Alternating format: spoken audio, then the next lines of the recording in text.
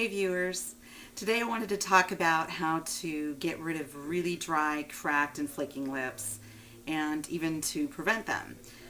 So I know there's a lot of good lip products out there, but what I know for me personally, I live in a really dry climate. I live in Arizona, and once in a while my lips get so chapped. They'll crack and they'll hurt and they'll be flaking, and it seems like no matter what good product I use, it doesn't seem to help. I'll, put it on, and then a half hour later they're hurting again, and they're still cracked and not really healing. But this method I found has really, really worked for me. So I thought I would just share that with everybody. And basically, it includes a tool that you already have, so that you don't need to go out and buy anything different. With this, you will need, ta-da, a toothbrush. Mine happens to be an electric toothbrush. You do not have to have an electric one. A regular toothbrush will work just as well. And basically what you're going to do is you are going to brush your lips. And one of the best times to do it is when you actually are brushing your teeth. So what you'll want to do is make sure that you wet your toothbrush and wet your lips. And then you're going to brush. Brush, brush, brush, brush, brush, brush. Any motion works. Side to side, up and down, circular motions. I find that up and down seems to work pretty good, especially if you're kind of like really flaking.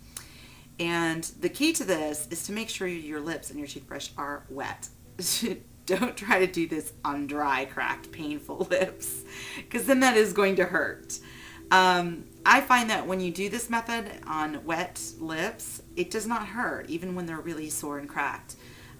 It's just the wet, you're just really going to kind of use it's kind of like you're just using a loofah in a way. So what it's going to do is get rid of that peeling.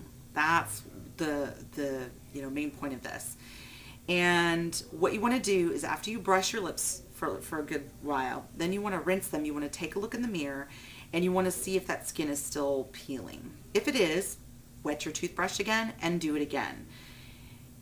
Rinse, repeat, basically, until a lot of that skin is gone. Now, chances are you may not get every single flaking piece of skin that's coming off. There may still be a little bit left that's being stubborn. That's fine. Just, you can leave that be. Just try to get as much as you can off. And you may be tempted to peel the skin with your fingers or bite it off with your teeth. Don't do that, because if you do that, it's just going to make it worse, and it will hurt. So chances are you may even make it bleed. So using the toothbrush method on wet lips really does work. An added benefit to this is that when you are doing this, it actually plumps up your lips, and it actually makes them more red in color. So it's kind of like a natural lip plumper, if you will, because basically what you're doing is just stimulating the circulation in your lips.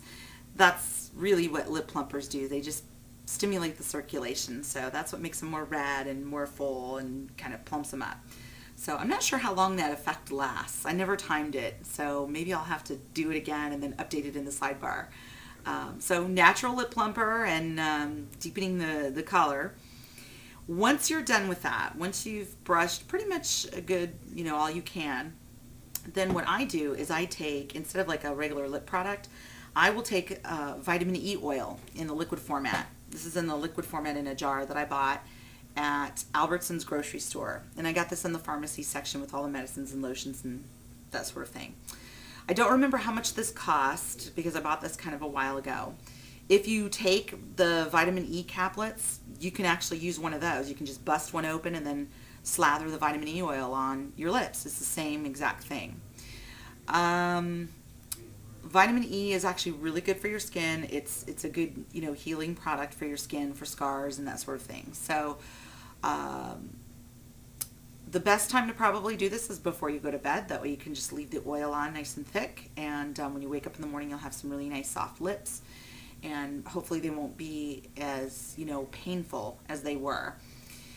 Also, what I do is I'll do this, maybe before I'm going to work or something like that, before I'm getting ready to put on my makeup. So after I brush my teeth, I do my lips, I put this on, and then I let this sink in. I try to let the product just kind of seep in a little bit. So what I'll do is I'll put on all my makeup, I'll do my hair, And then at the very, very last thing, I'll put my lipstick on. But before I do that, I'll take a tissue or a towel and just kind of blot the lips a little bit dry.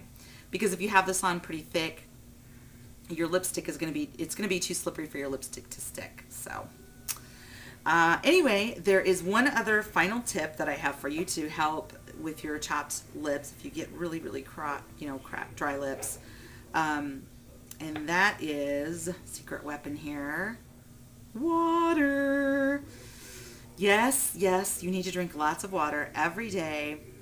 Usually if I get to where my lips are cracked or hurting or peeling, that's just a sign that my body is telling me that I need more water, that I'm not drinking enough, and I need more moisture in my body. So, and water is kind of like the cure-all for a lot of things. So if you get hangnails, drink more water. If you have dry skin, drink more water. All that kind of good stuff. So I don't know why I don't drink enough water. I'm really bad about that. I live in Arizona, and I don't drink enough water like I should on a daily basis. I don't know why. I'm an idiot. So drink your water every day. Drink the amount that you're supposed to drink, and that will also help prevent your lips from getting dry and cracked and that sort of thing. So anyway, I hope this tip was helpful, and let me know how it goes. If you try this out, leave a comment, subscribe, and thanks so much for watching.